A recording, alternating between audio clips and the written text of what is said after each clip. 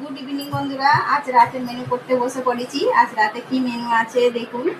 এখানে আছে কাবলি ছোলার একটু ঘুগনি আছে, বসা বসা কাবলি ছোলার ঘুগনি।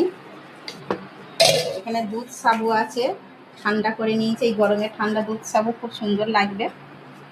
আর আছে তিলের পরোটা, যে তিলের পরোটা বানাতে বসে পড়েছি।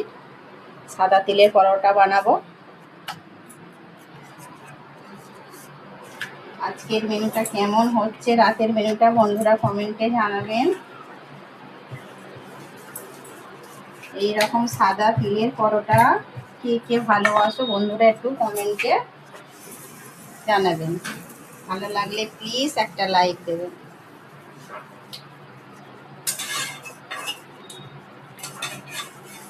এরকম সাদা তিলের পরোটা খেতে খুব সুন্দর লাগে, গরম গরম পরোটা।